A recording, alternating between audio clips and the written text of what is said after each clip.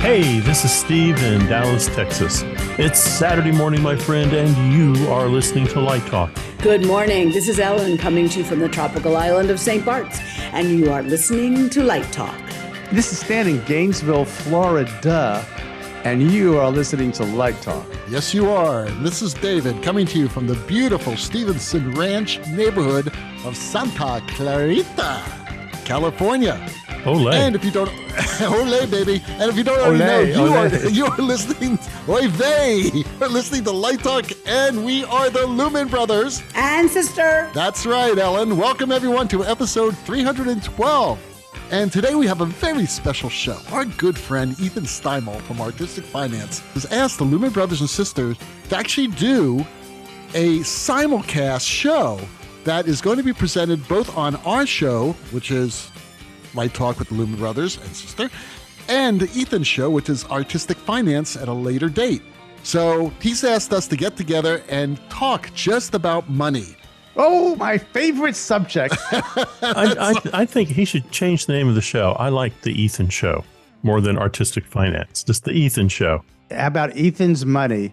It should be really called Other People's Money, but one time I posted one of his podcasts and I called it Artistic License.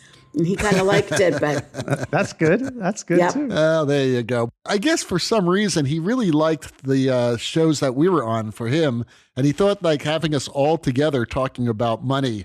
And, you know, we're doing it just in time for tax season because I'm doing my income taxes right now.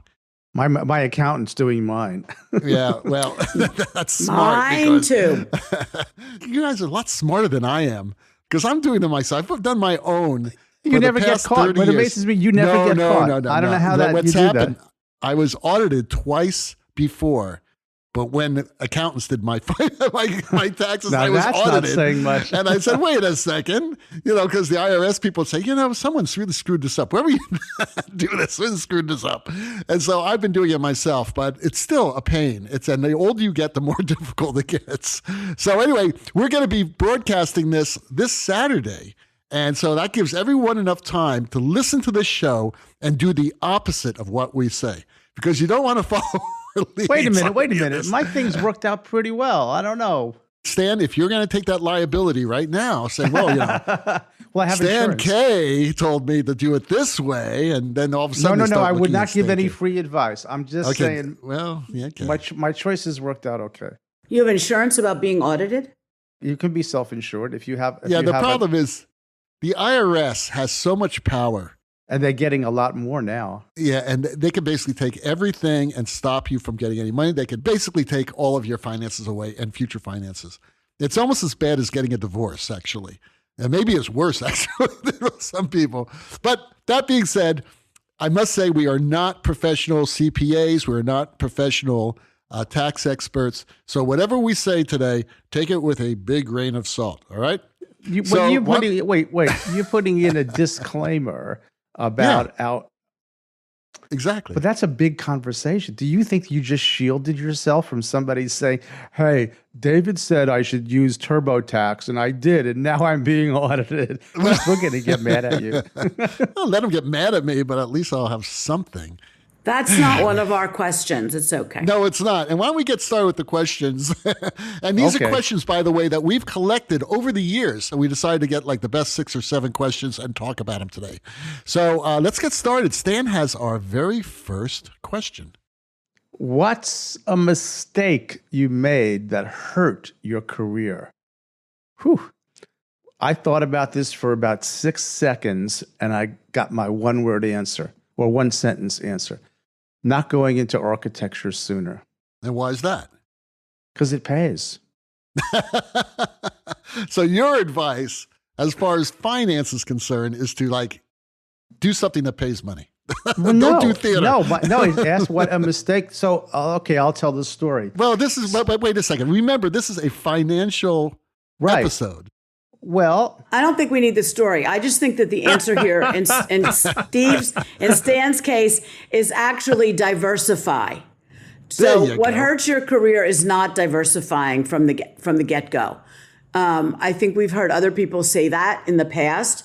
And I think it's really important so that if something happens and the bottom falls out of one of your areas, that the other areas might thrive. So diversification, I think, is a good safeguard against hurting your But I career. didn't make that mistake. I mean, But I you didn't did diversify early enough. Well, you I said. did. you said it Well, I earlier. did diversify. I've always been diversified, or had a diversified interest. What would be the right words here? I have a diversifiedistic sensibility, but there were so few places to sort of work with light when I started that really there weren't a lot of choices. I think my mistake when I was young was not knowing how to pick a school to go to. You know, how do you pick a school to get your undergraduate degree? So I went to a fine school, nothing wrong with it, but there's so many schools that are really good in training theater people. And I just didn't know anything about that. And so for me, it was, I shot myself in the foot a little bit by not going to I don't know, a North Carolina School for the Arts or a Cincinnati with their undergraduate program. So I think that stymied my career for a while. Well, I have a question for all of you guys. Did you all go into teaching to augment your career? Was it a financial decision? What happened there? I always liked it. I was always in academia. I was always either working as a staff member, but I really did enjoy the intellectual stimulation of the academy. And I think that's because I was diverse. I mean, I did a lot of other things besides theater. I did ceramics. I did, industrial arts. I did woodworking. I did painting. I did so many different things. And so the academia allowed me to have that sort of diversity, if you will. But I think when I ended up just in the theater department, I feel a bit restrained. My colleagues, when I started working in museums, my colleagues were like, "What are you doing in museums? That has nothing to do with theater." And I said, "Wait a minute. I'm doing lighting in museums. We're telling stories. I just didn't have actors." So I think for me, it was not for the money was nice and the stability, but I really do like that intellectual stimulation. Stan, this is a big problem in academia, and especially in theater departments. And I've come across it. I came across it at SMU, as a matter of fact, when I was teaching there, is that people think that if you're not just lighting for theater, then you're pretty much worthless to them. Yeah, that's And wrong. they don't understand that the lighting industry is such a wide, diverse industry where you could do museums, you could do opera, you could do ballet, you can do, all this stuff. But for some reason, some people think that, hey, this person's very successful, but they're doing opera or they're doing architecture or whatever, where it's all lighting design. Right. And hopefully people will have a little more open minds about that now. I'm not a purist. A little bit of that, I think, is people protecting their territory. So why would you want to go to that department to do something? You're hired to do this. I'm entering into Stan's world a little bit more and more. And, I had some people who looked at me like I had grown a second head. And then I said, well, this is what I'm getting paid.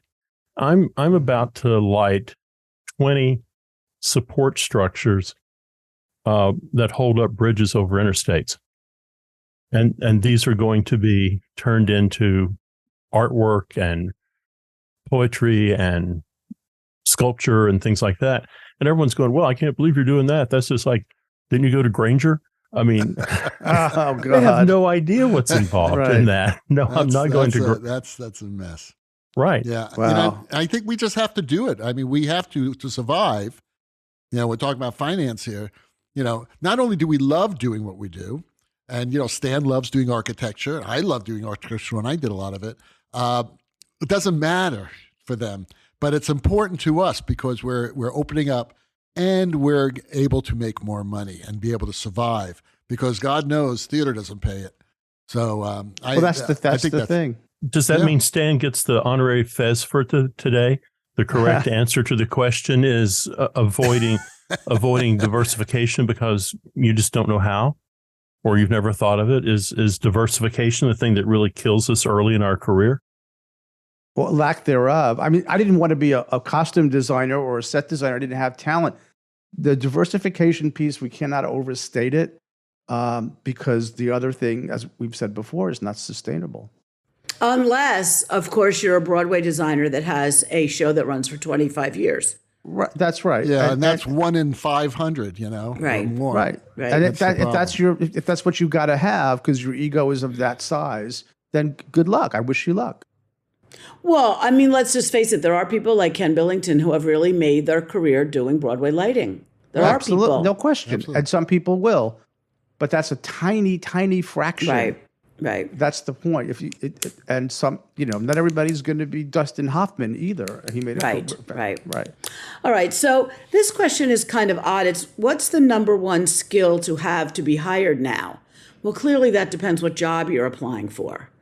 I think, what are we talking about as a lighting designer or as a programmer or as a social media maven? I think it depends what job you're looking for.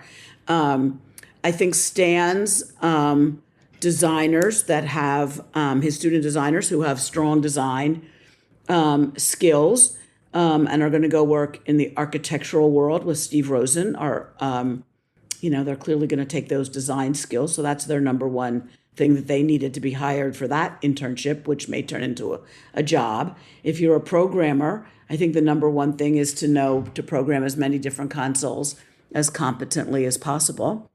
I don't know. What do you guys think? Here's the skill I think that is the most important beyond all of those other things in any field. Well, we now have a term for it.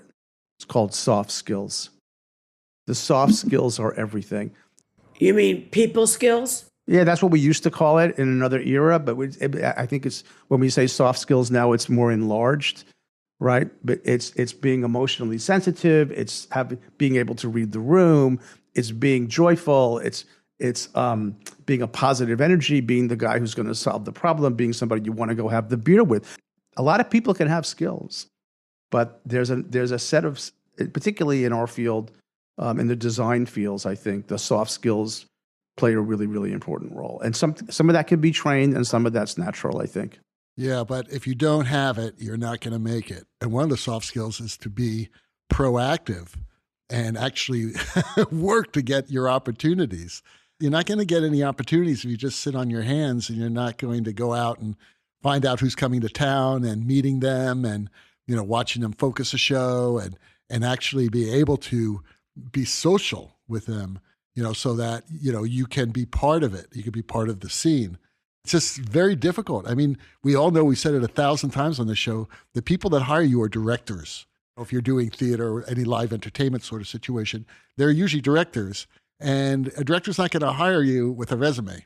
It's not going to happen. So you need to meet these people. Somehow you need to get on their radar. And then, work for free if you have to, just to start to get known.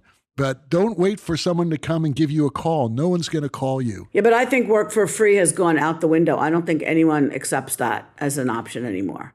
Well, I'm not saying work every gig for free, but if you've got an opportunity to meet a director who's is a real, a young, up and coming director or someone who's established, then, they're not going to hire you if you don't have a career ready.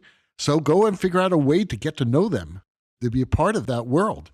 Or else you're going to be sitting on your butt all day long in your living room, wondering, when is that phone going to ring? Ain't going to happen. Well, I think work for free has some nuance to it. And that nuance is you're 16 years old and you've only worked on an ETC console at the high school, and your church or the church near you has a Grand MA. And you go there and say, I'd like to learn, to program on your console. And you're willing to do a few services there for free to get your hands on a Grand MA. I'm not suggesting anyone call up, I don't know, Cincinnati Ballet and say, I'll be your lighting designer for a year and I'll pay you to let me work there. I'm not saying that Right. at all. Right. I'm talking about, I'm not talking about a high school student either. I'm talking about, a graduate student or an undergraduate student who is living in a town when shows come in and they're not going to get hired as assistants. They don't have the experience or they're not known. So you find out if there's a way that you can shadow someone. I'm not saying all the time, but this is how you meet people. An interesting thing came up yesterday on Facebook where a theater company, and I honestly forget where, was advertising for summer interns. And the deal was free housing and $1,000 a month stipend. And people jumped all over them, saying that is lower than minimum wage in that state. You can't do that.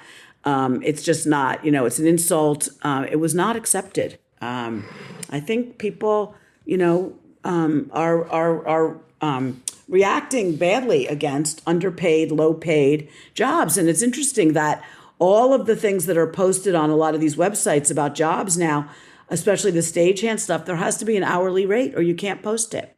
I agree with you. I mean, I think that's a sea change in the attitude of this generation. And, if you don't do it, someone else is going to do it. So if you want a career in this business, you have to do whatever you can to meet these people, whatever it takes to meet these people. And you've got to be a nice person to do it. You got to prove them that they may want to work with you. That's the way the business works. I think you guys are talking about two different things. Elaine McCarthy's coming to town to do a show. And my students, with her permission, are going to come to the theater and they're going to sit quietly behind her and watch her work. And who knows, they might get her a cup of coffee or they might take a note for her. So, for me, that is working for free. You're there, you're observing a great designer, you're having a conversation. And I get where you're coming from, Ellen. I understand this. Some of the theaters out there that are sweat camps or sweatshops, I know what you mean. But I think there's an opportunity. If I had an opportunity to go watch back in the day Bill Klages' work, I would have jumped all over that and not expected, and I don't think he would have expected me to come and move boxes and hang lights for a week for free. But I would have done anything to sit in the room with him. But I think there's a difference between sitting in the room with him and working for free. Yeah, I want to get back to Steve is hitting the nail on the head for me. And he said it in his first comment, he used the word nuance. And I think that that's correct. And we're living in an age where nuance is kind of dead. So, and since the show is supposed to focus on finance and money, let me put a finer point on it. I think I agree more with Steve than I agree with David on this one, in that there is an investment of time. And if you're going to invest your time without financial compensation, you have to weigh whether there's going to be an ROI. Everybody knows what that means, or return on investment. So working for free for an environment or a venue or a client where nothing really is likely to come from that investment in time, that's probably even though you can't always tell, granted, sometimes there are surprises, versus making an investment of your time in something where there is a higher likelihood of something coming from that investment in time. So hanging out with Bill Klages or Elaine McCarthy has a higher probability of something coming from that time investment than coming to work for me in Gainesville, for example. There's just a difference, right? And so I think you've got to be more savvy in terms of the choices about how you're going to invest your time and whether you think there's going to be a reasonable return on that investment. That's a good point, and we actually agree with each other. The problem is, Dan, if you have nothing else, there is a guaranteed zero ROI if you don't go out and do it and meet these people. Can't argue with that. Again, it depends on what you want. I know if I wanted to be a Broadway designer, I would be living in New York. I would be going to the bars where all the designers hang out. I would be joining organizations. I would be working calls. I'd be doing anything to be in that theater where those designers were. Let me counter this for a moment with Ethan. Let's bring Ethan into the room for a second. I will never forget when we were on his show, or he was on our show, and I asked him this question, and it just came to me, and I said, Ethan has been in New York for 10 years as a freelance designer, right? Smart, talented, well-trained, everything, right? Should be doing great. Got married, having a baby, and I asked him, Ethan, is being a freelance lighting designer in New York sustainable? Remember that? He had a one-word answer, which was no. So that's just, let that reality just sink in, folks. Well, it may not have been sustainable for him, but it is for some people. Well, if you come from maybe if you come from wealth, I don't know. I don't know. Well, no, I mean, Wealthy. there are the exceptions. I mentioned Ken Billington. There's certainly Don Holder. There's certainly Rick Fisher. There's David Hersey. I mean, there are, Yes, but that's again, what percentage of people are those guys? They like hit the lottery. They're lottery winners, and God bless them. And God bless them. Yeah, I think they worked for it. I don't know if the percentages matter. I think, I'm looking at these questions and I'm wondering if every answer goes back to diversification. It does. And I've talked to Ethan about that a little bit, and I agree. He does say no, but he also puts a caveat on that, and that is you have to be not a freelance designer for theater.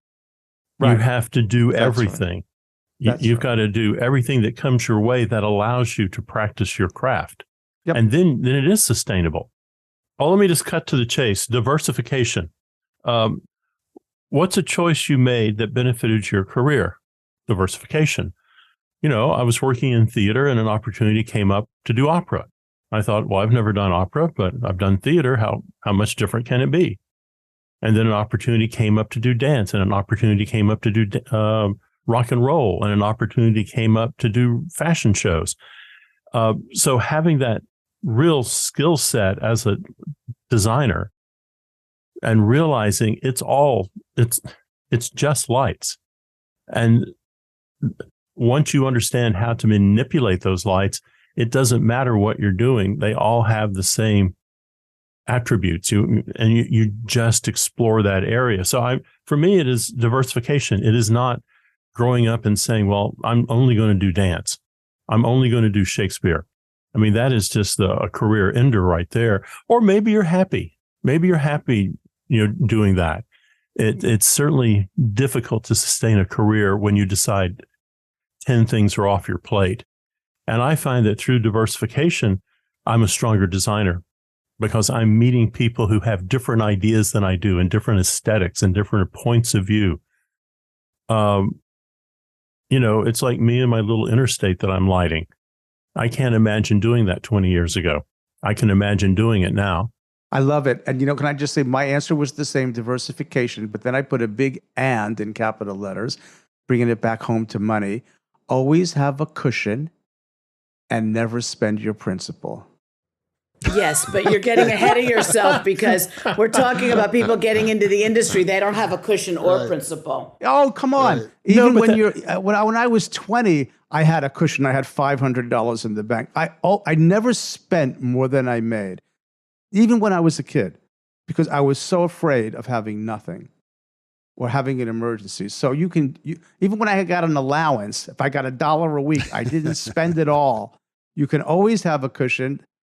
And then eventually you start getting some interest. That's your little bank account. And you don't spend the principal, you spend the interest. And that habit, just let you keep that habit. I'm working with my students now, and they all look at me and they kind of roll their eyes. And then maybe it sinks in. Start saving now while you're in grad school. And everyone goes, "Oh, I don't have any money. I don't have any money." Well, drink one less cup of Starbucks a week. That's right. You can go down to Fidelity. You can go to Fidelity and you can open an account with zero money in it. And you can just have them draft $5 a week. And at some point, that $5 a week, you're going to save $250 some odd dollars, $260 a year.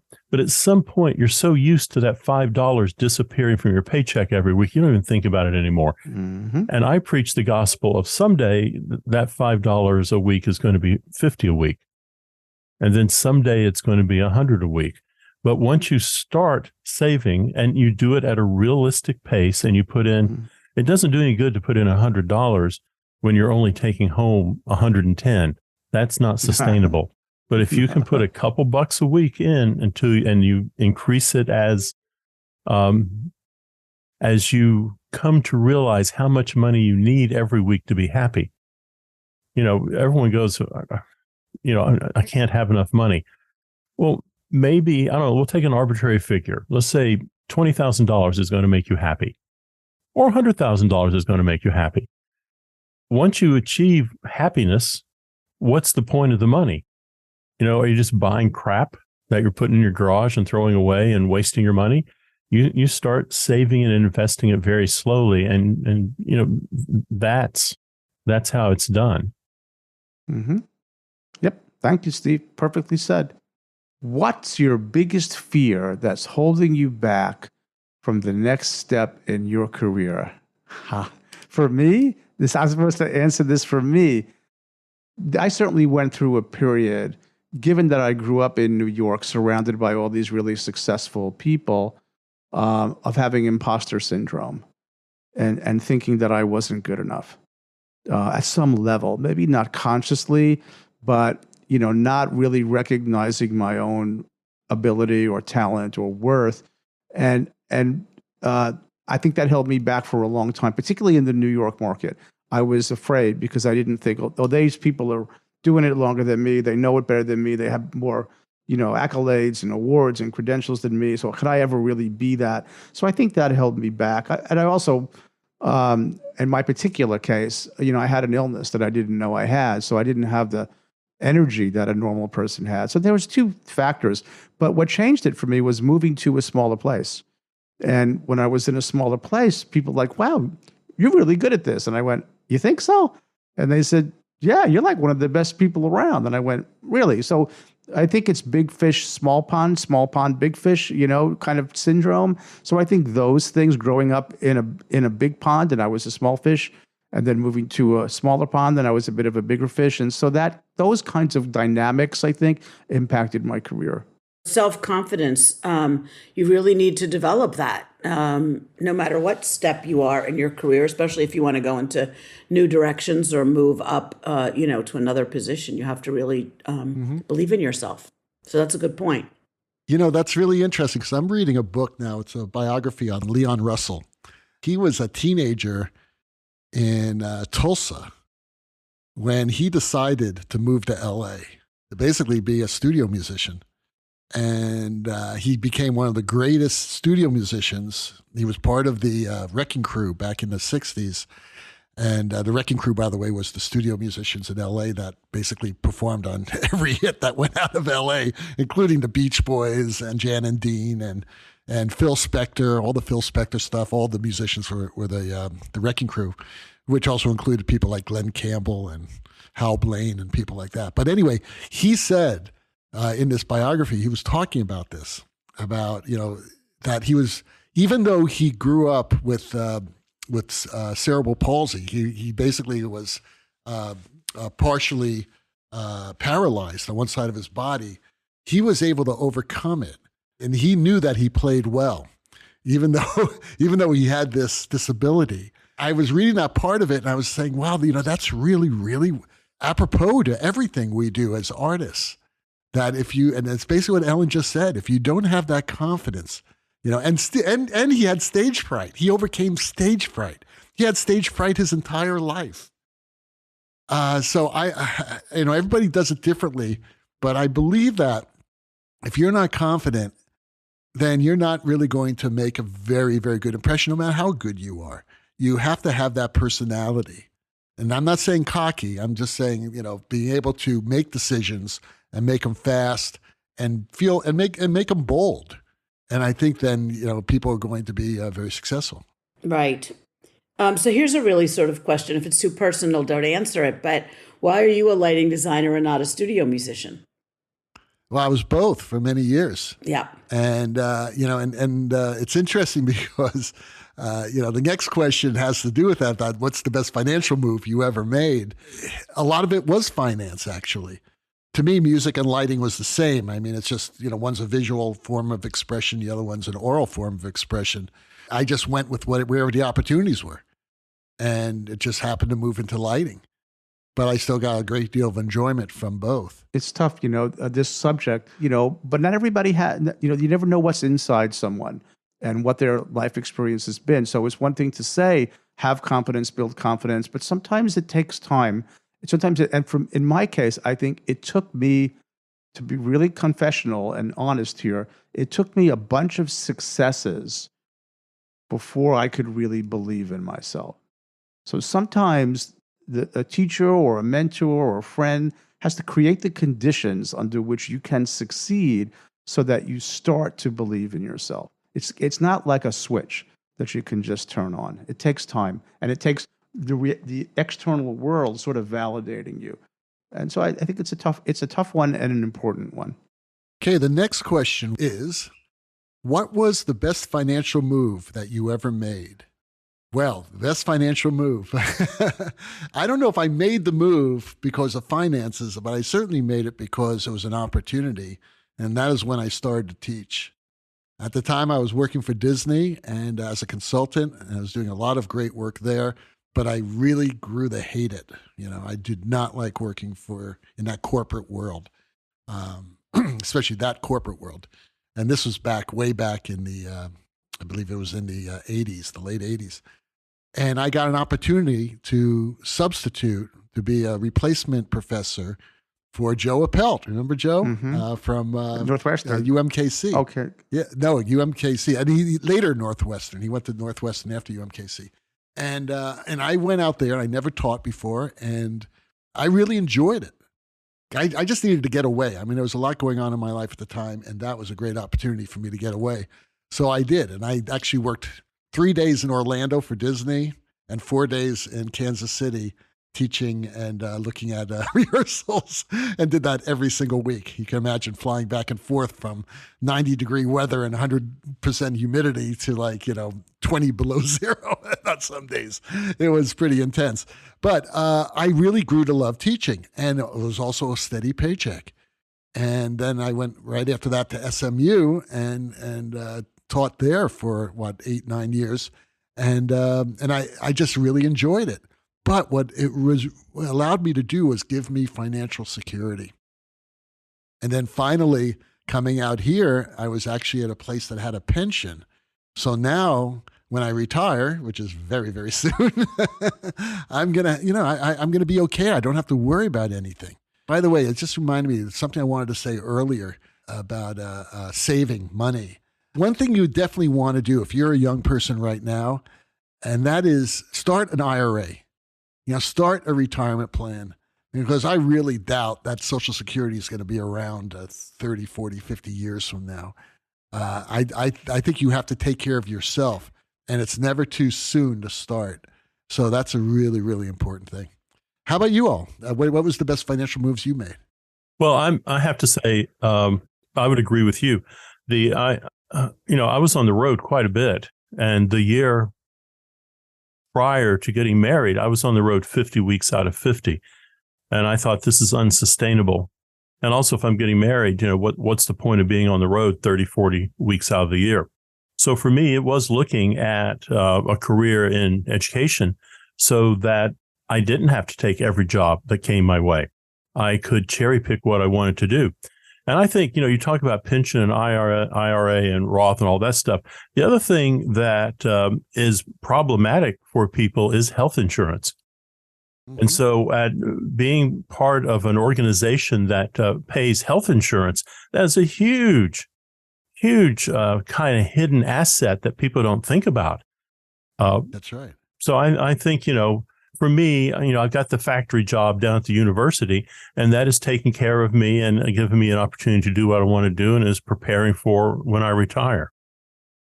I think the question was, what's the best financial decision I ever made? Is that the question? Sure. And that, for me, that financial decision was, to look at something that could sustain me right, artistically and creatively and financially. And so I got the best of both worlds. You did. So I'll answer a question a little bit differently. So I just want to back up to something David said about the IRA.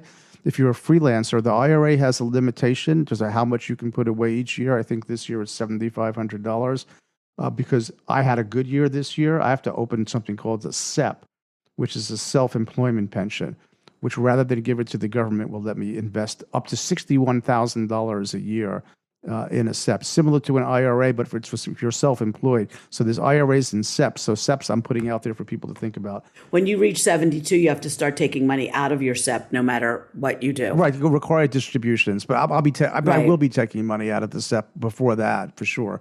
But the best financial decision I ever made was based on a relationship. So there's two layers to this answer. One is, if you make a friend and that friend is somebody who you really value, hold on to them like they're a precious gem, because you never know how that's going to work out. And I have a friend from kindergarten. That's how long we go back. Ended up very successful. About 9 years ago, after retiring from some pretty big companies, Hewlett Packard and others in the healthcare field, decided he was going to go into venture capitalism. And he said, we're going to do this fund, and here's how we're going to do it, and it's really unique, and let me know if you're interested. And frankly, I didn't really have enough money to invest in that kind of thing. But he said, well, we're doing it in installments, so it's going to be X number of dollars for 5 years. Every year you're going to put in this much. At the end of 5 years, we're going to start to then sell our investments. And so it's a 10-year plan. That sounds like a long time. And I looked at that number and I said to my wife, can we really squeeze out that much money every year for the next 5 years? And he said, this is high risk, high reward. You could lose it all or not. But because I had such trust and we're friends for so long, if I ever was going to take a high risk, I would risk it with the friend I've had for 50 years. Yeah, well, a lot of people were friends with Bernie Madoff, too. I'm not sure I would give that advice to anybody I know. There's always going to be another side to the coin, but I'm answering the question. Okay, so we made that decision. We're now at the 11th year. We have received all of our principal back, and we still have a considerable amount of equity to be distributed because they could only extend it to 12 years. So it was the best decision, investment-wise, I've ever made, the highest risk, and it has been the highest reward. But the lesson is, I don't know how many people who gave Bernie their money were friends with him since kindergarten and knew him inside out and spent time at his house and played in the schoolyard with him. I think there's a difference between somebody who you say is your deal friend, deal friends and real friends. I'm not sure I would advise anyone to make a financial. I would not. What's that? Financial investment based on their kindergarten friends. Sorry, they could wasn't be. Based they on, could no, be. Whoa. That was not the. Whoa. That was not the basis of the decision. That was the You basis. just said it was. No, that's the basis of the trust. Okay, of trusting someone. Okay, Yeah, but the I mean, decision Bernie was, Madoff is a great. He let me screwed finish. his best Let me friends. finish. But the decision was based on the business plan. That's objective. So we have we have good objective concept in the venture capital venture.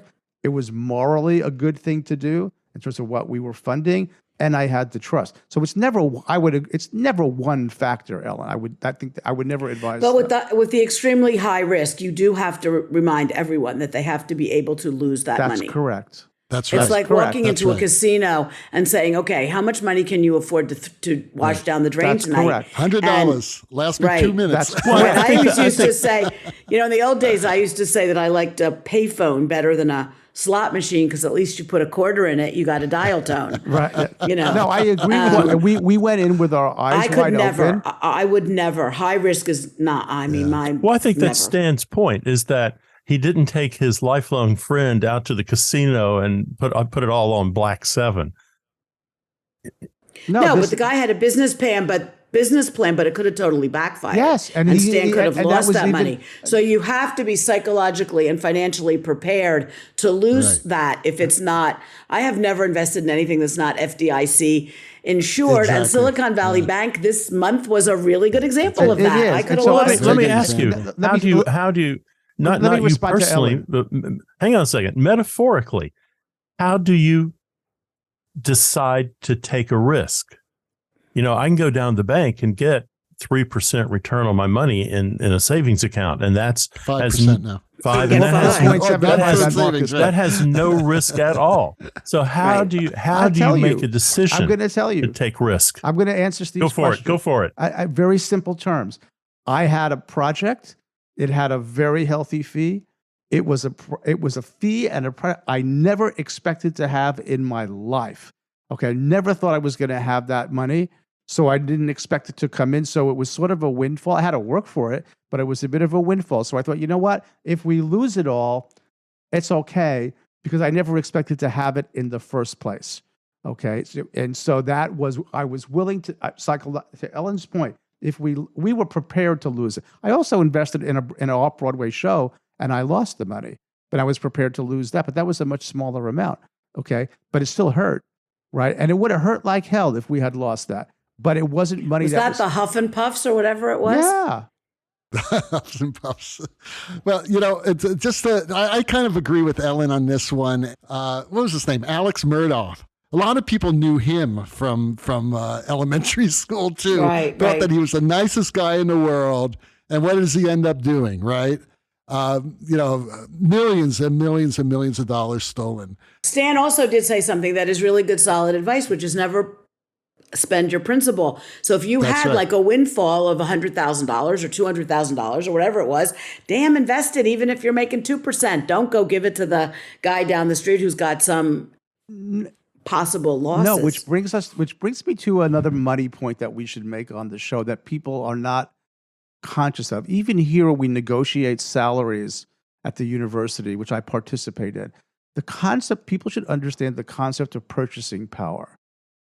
Okay. And a lot of people, I'm sure everybody on this podcast gets it, but a lot of people don't. So what that means is that if inflation is at 2% and you have the money in the bank and it's earning 1.5%, that means you're losing 0.5% of that dollar's ability to buy a slice of pizza. The slice of pizza just went up for you. So you have to at least be flat in terms of what your money is earning or more. Right? So if inflation is 8% and you got your money sitting in a checking account at 0 or 0.01 where mine was, you are losing money. So purchasing power is important. If your savings is not above the rate of inflation, you're losing money. So the university this year, they want to give a 3% raise to everybody, 3% across the board to everyone. That sounds fair, doesn't it? Everybody gets not 3%. A raise. It's not a raise. It's not even a cost of living. Well, forget increase. about that. Let's say it was 8%. Let's say it was the number of inflation. There's a reason there's no flat tax in America. It sounds fair. Everybody pays the same amount of tax. There's a reason we have a progressive system. So what the union went back and said, look, here's what you're going to do.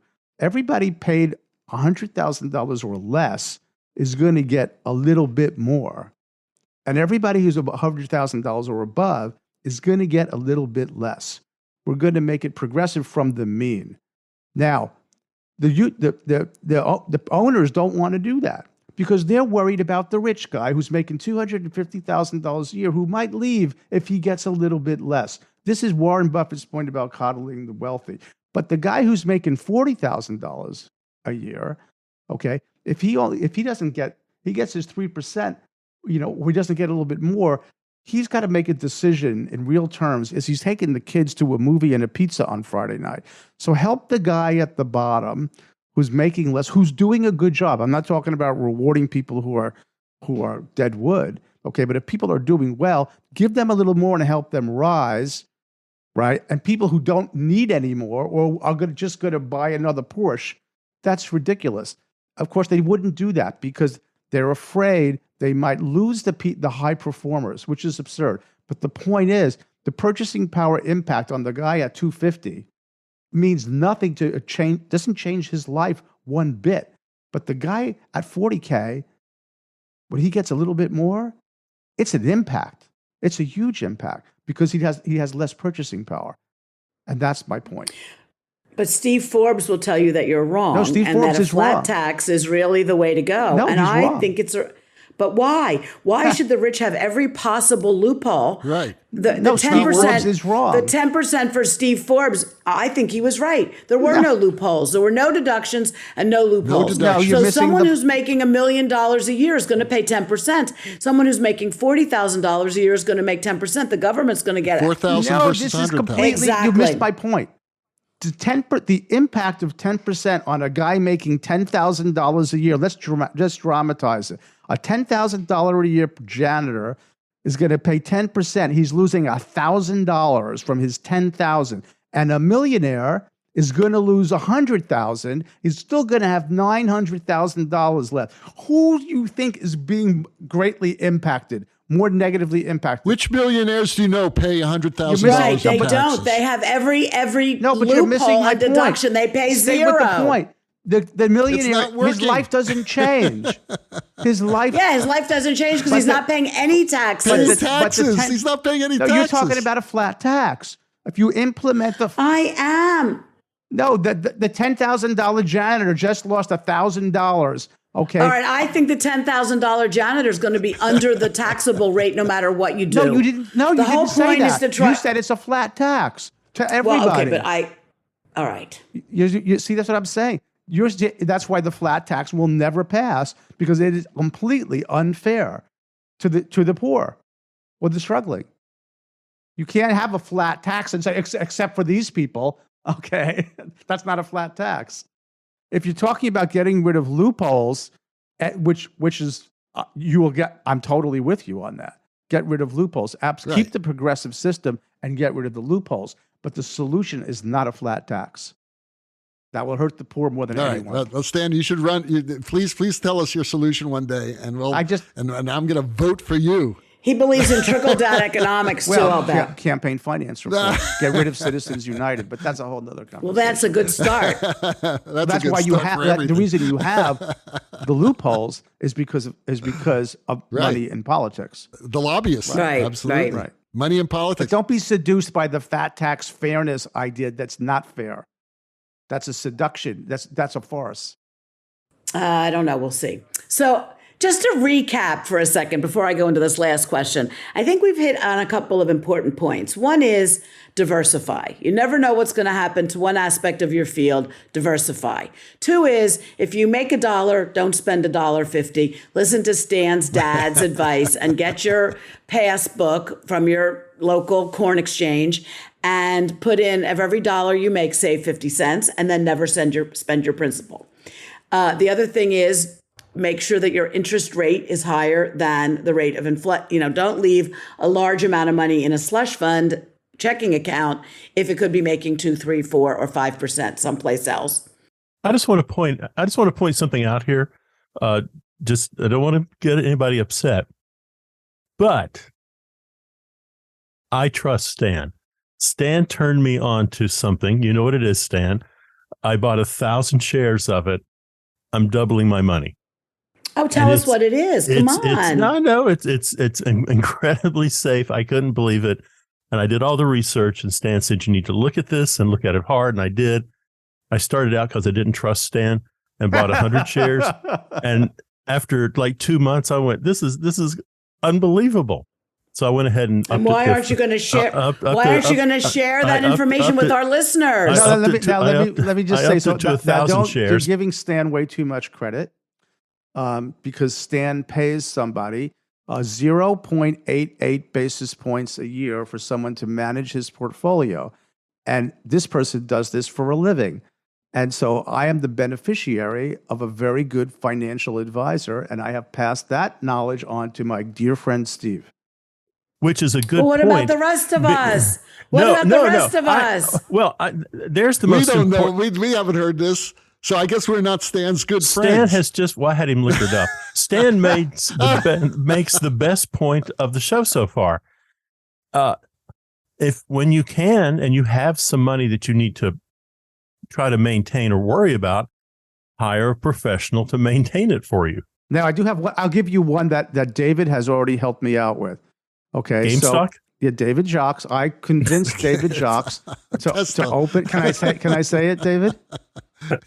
I don't know what it Yes, was. you do. What Okay, it so is. Say it. I'll cut it. Okay, if I can. somebody much smarter in finance than me, so I'm not taking credit, told me that I could get 4% on my liquid savings, which was sitting in Wells Fargo, losing money, getting 0.02% at a bank, FDIC insured, for your knowledge, Ellen, up to $250,000 by one of the largest financial institutions in the world. Goldman Sachs has a bank called Marcus Bank. I put all of my cash into Marcus, Okay. It is FDIC insured. And I'm currently collecting, ready for this, 4.75%. And everybody who I send a link to, a specialized link, who opens an account with even just $5 will give me that rate for another 3 months. So David opened an account. 2 of my other friends opened an account. So now I have 4.75, which is 1 point above their base rate of 3.75, right, until July. And if Ellen opens an account and Steve opens an account with just $5, I'll receive, and so will you receive those extra points.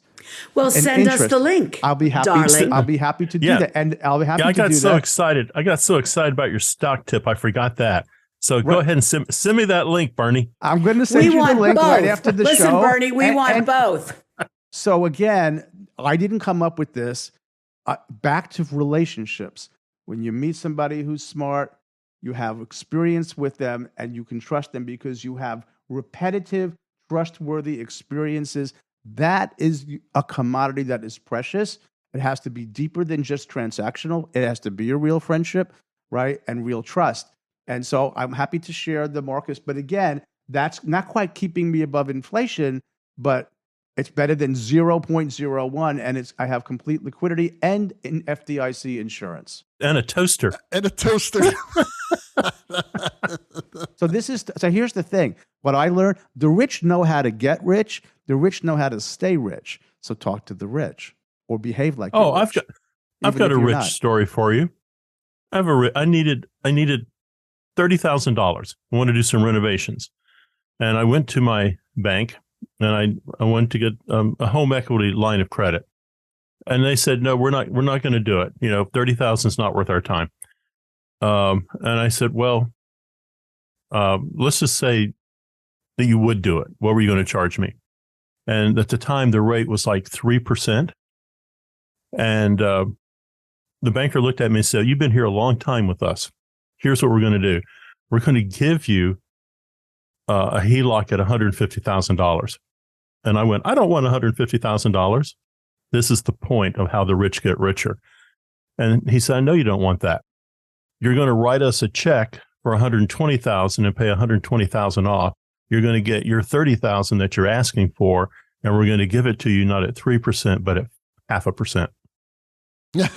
That's how the rich get richer. If you don't need the money, they're happy to give it to you. That's right. Yeah, that's really smart. I like that. I like that a lot. And I just want to say one more thing before we get on to our last question, and that is, we're talking about what they're saying. The rate of inflation is 8%, right? No, right now, or something like that. It's 6 right now. Okay, let's say it's 6 right now. Okay. Well, people need to understand that is an average, and it's taken on a lot of different bases. Like this. There's groceries involved. There's car prices involved. There's insurance. There's home prices, things like that. Energy prices. But the bottom line is you go down to Ralph's or Vons or Safeway or whatever your local grocery store is.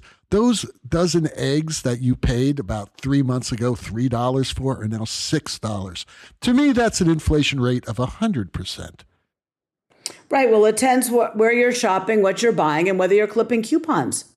That's true. I don't clip coupons. That's the problem. But then again, I go to Trader Joe's and those eggs are $3. So, but things are more expensive. And I think it's more than 8%. Well, it's really interesting about what you're saying about that, because most Americans shop very badly. Most Americans own 5,000 things more than they own. Living in Europe for many, many years, I realized that Europeans do not own 47 pairs of shoes and 50 sport coats and 17 suits. They just don't. And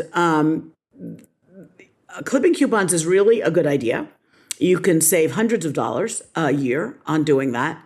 And the other thing is that, Trader Joe's is a good example, but some things there are more expensive. Some things are less expensive. You have to be careful. I mean, their fresh squeezed blueberry juice is a little high. But, my daughter, when she was bringing up her kids, I used to just she worked full time, and it was really hard for her to shop economy-wise. So she would buy ridiculous things like juice boxes. Well, if you buy like a 3-gallon thing of juice, or you make orange juice out of, concentrate, or squeeze oranges or whatever, it's a hell of a lot different, and it probably costs $1 a gallon than buying those juice boxes that come in plastic with a plastic straw, rewrapped in plastic, and probably you're paying $10 a gallon for the same juice. But it's convenient. So I think a lot of us really have to look at the way we shop and figure out, okay, so, the inflation, yes, it's out there, but let's shop smarter, and we could save a lot of money, inflation or no inflation. Agreed. I want to just add a psychological dynamic. I want to congratulate Steve for actually acting on the closed-end mutual fund that I told him about at LDI, and actually bought some. Because here's the thing I've learned, and I think this is true. Most people have a very difficult time making a financial decision. Like even taking that $1 a week from that dollar, or that small amount of money that Steve talked about, people, for whatever reason, I don't understand the psychology, can't quite, when it comes to money, and the bankers know this, once they get your money, very few people move banks, change banks, buy things or sell things. They're just reluctant to do it. So kudos to Steve. He bought CSQ. Yeah, you'd have to sell me really hard on a mutual fund. Mutual funds are, I don't know, I have a broker that called it a hat in a hat and will never put any money into it. So it depends what you're looking for, I guess. But, and also about interest rates going up. Some people are hating this because anybody who's in the borrowing game. I mean, that's what happened to Silicon Valley Bank, as we mentioned last week. They got caught in but for somebody who's got $100,000 in a Marcus account and it's going up every week, they're happy. But somebody who's looking to borrow money for whatever project it is not happy. When I bought my apartment in Brooklyn in the 70s, believe it or not, and I, thank God, did not have to get a loan, interest rates were 18% for mortgages. What decade was that, Ellen? It was about 1981. Yeah, that was a crazy. That's when I and that's when I bought my first co-op in New York City. And it was a long story, but first I got my apartment. I was a graduate student at Brooklyn College, getting my master's degree, and my father had to co-sign the lease. So when it came time for the paperwork to come around for the co-op, they didn't even want to give it to me because I was a student. My father had co-signed the lease to rent the apartment. They said, "You're in no position to buy it." I said, "How do you know?" So they had to, by law, give it to me. I bought the apartment. The insider rates were great. And I said to my father, "Could you bring the money in pennies and make them count it?" I said, "How about even dollars? Just bring a suitcase full of dollars." So let me make a little delineation about the fund that I did recommend to Steve. So there's investments can be growth oriented, and that's a long-term thing. What I recommended to Steve was a fund that is a income-based concept. So it's a dividend-paying fund. So it only invests in instruments that pay dividends, and it pays the dividend every month, right? And so every month there's going to be a declared dividend. That's the price of the individual. And then you get a 1099 dividend thing to report the taxes. Of course, every year. of course, Exactly. of course. Yes, of course. Yeah, But I have a lot of funds like that. That Stans fund is not the No, only there's fund hundreds, in the thousands world of them. Right, that does dividend funds. right. Dividend funds is something my brother told Yep. me about many years ago, and it made a lot of sense to me. And I've been in mostly dividend funds. But that being said, I think we're kind of running out of time. So let's get this last question. All right, in. let's We're roll. over All like All right, an the hour last 10 question right is now. interesting. It says, what does it say? It says, "Do you work with the same people all of the time? And why do they hire you?" Well, it's interesting. That's but the big question. well, here's soft the skills. Yale School. Well, another thing, it's relationships, and like the Yale School of Drama, NYU, Carnegie Mellon. You go there and you make friends and you make colleagues and you start working with people, and your soft skills sell you on being a part of this group. And then that group goes off and they come to New York and they do their first little off-Broadway show, and then they do their second little off-Broadway show, and then their name is Julie Taymor, and she's doing puppetry from wherever she's doing puppetry from, Bali, and your name is Don Holder, and you have worked with her and you've made 39 cents on her puppet shows. And then she says, "Oh, Disney wants me to do this thing called The Lion King. Do you want to light it for me?" And 25 years and many productions later, they're still doing The Lion King. And yes, they will still work together forever. And I bet if Julie went back to Don now and said, I'm going to do a shadow puppet show and I can pay you $39.45 to do the lighting because it's going to be free, and he would definitely do it. Back to my because point. of the relationship. Yes. No, back to my point. Because he Yes. invested the My time. point. He Yes. invested, Sometimes you have to they work for invested time in each 39 other. cents. They invested Yes, but time there in was each no, other. but there was no, they invested time in each other. There was no loss. He was never going to lose anything. You know, if Lion King didn't happen and they went through it and he got his $1,000 fee, he wasn't going to lose any of his principal. He was making a good investment, Right. as it turns out. No, I took a big risk and I got lucky. Right. You were lucky. A friend of mine took a big risk like that too with a friend who wanted to do some kind of IPO. And when it went big, they made big, but it could have turned into nothing. You never know. That's But capitalism. I do think that's right. But I think about working together is that, to answer this question, I think that it's because of relationships that you make early on in your career, and you keep working with those people, and they hire you because you've got a joint experience, you've got a joint vocabulary, it's comfortable, and you work well together. And as an older designer that I know once said, everyone I know is dying or retiring. Who's going to hire me now? right. Well, that happens. That happens, which is why you want to build Right. some principal so you can have some dividend and some passive income right. later. That's why you want to So that you can diversify it. retire. It's why you want to diversify and not just work with those same four people. Well, I was going to make. Oh, I was my going to God. make that point. Like anything else, it can become insular. It can become incestuous. And so anything, if you swim in the same water all the time, right? It's good to have fresh blood. It's good to have fresh eyes. It's good to look. I was once called by a doctor a novelty seeker, right? And Stephen Rosen called me the George Plimpton of lighting. And I kind of said, that's very apropos for me. But I think that sort of seeking newness, thinking novelty is healthy. Not to say that those relationships are very, very valuable, but at the same time, it's a yin and yang. You can have that. It's beautiful, good result. And at the same time, seek new novel experiences as well. It's interesting because, it's like, Stan and I tried a project once and we didn't lose any of our own money on it. We just lost 1,000 hours. We had a brilliant idea that we should have UF at LDI and that we should have courses at LDI that already existed. We would pick 3 or 4 of our fabulous LD Institute courses every year and offer UF credit. And it seemed like a no-brainer. And the kids would come. They would come to timing was off. Maybe the timing was wrong. I don't know, because now there's anyway, but we worked, it took 2 years of getting it through our legal and their legal. And it finally was all ready to go. And we put it on 2 or 3 years and it never worked. Never really took off. It never took off. Right. I think, I don't know why. I still don't know why. And we invested a lot of time in that. We did. Fortunately, we did not invest anybody's principal. Inventing. That's what. Thank God for that. That's. Right. I would say something. I'm glad you brought that up, Ellen, because there's something to be said about the I think some things should be capitalistic and some things should be socialistic. And I don't want to buy my car from a socialist country. I want the auto companies to compete and build better cars, right? And innovation is risk. And when you try to innovate, sometimes it's going to fly and sometimes it's not. And I think it depends upon, you got to have the stomach and the energy to take a risk. And that's what I've learned in my life. Sometimes they've worked out, seems to us like a great idea. It didn't catch. Okay, we're going to end off this joint episode of Artistic Finance and Light Talk with a Light Talk lightning round. And you can only answer it with one sentence. Okay? All right. All right, here we go. You wake up in the morning and you find $10,000 under your pillow, and it's not coming from the Tooth Fairy. What are you going to do with that money?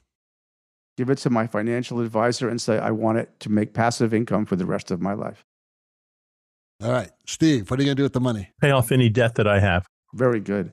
Very good. And Ellen, what are you going to do with the money? I'm going to put it in an FDIC insured highest interest rate CD I can get. That's right. And I am going to buy as much vodka as possible.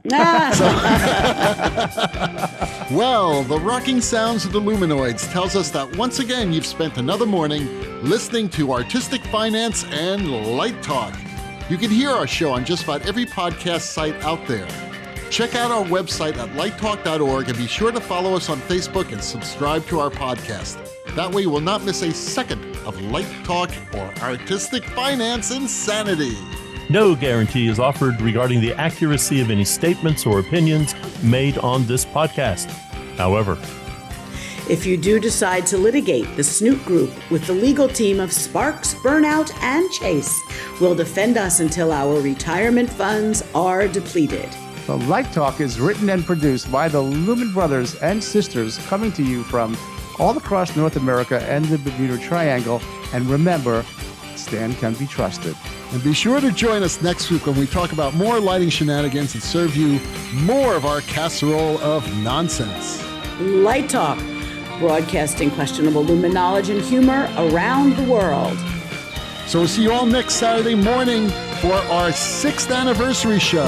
Bye-bye from Light Talk. Bye-bye.